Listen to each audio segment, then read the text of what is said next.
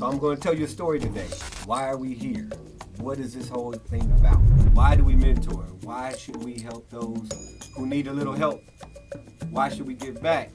Well, one of the highest things you can do is teach somebody. That shows that you love them. So when you grab somebody, bring them to the side and tell them what's good and what's not good, you're showing love. And that's what we as mentors do. So throughout time, we have education systems. We celebrate times of life. When you're born, when you become a teenager, when you become a young man to an older man, to you become an elder. Well, historically, what society has done is to make sure that everyone part of society understands the contract of what is expected of them.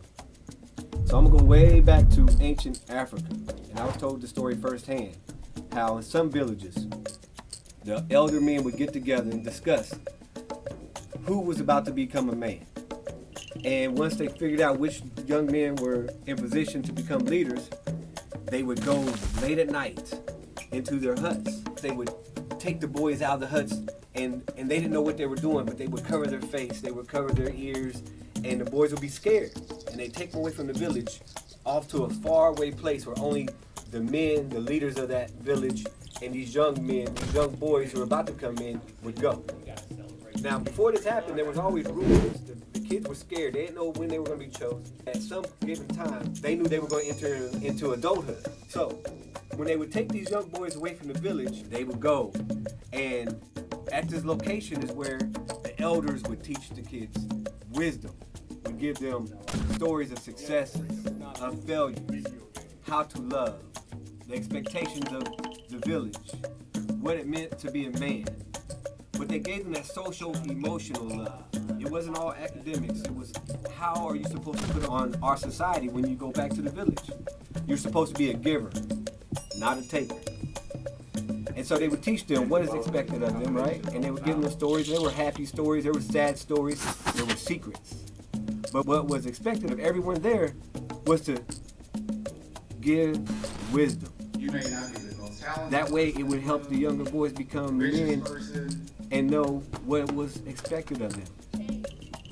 One of the most important parts of that was how you become a family man, how you become a father, how you to become a husband, and how you were supposed to work when you got back. As there were a way, the moms of these boys were creating these huts and was putting all the tools, all the necessary items they would need to be able to have a helping hand to put in on society. They would put their tools in there. There would be a goat. There would be some food. It would be cleaned up. It would be ready for them.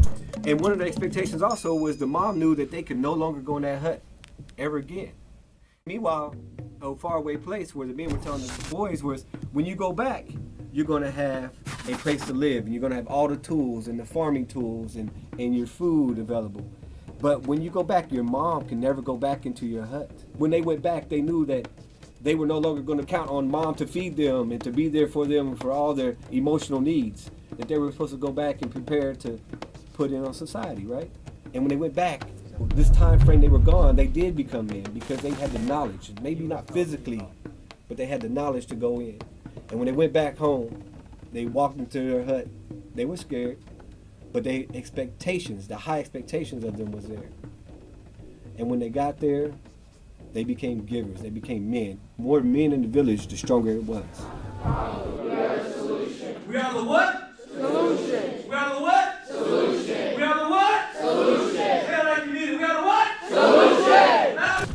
We took some of our community leaders, our men, and some of our young males that are becoming leaders, that are becoming young men in their own right. And we're passing down this wisdom. We're giving them love.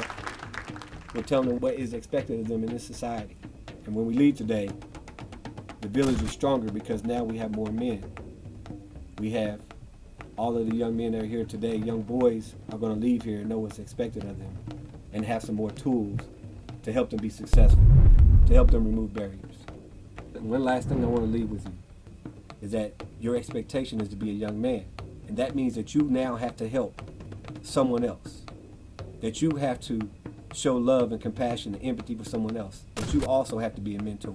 So the village is stronger now with all of us.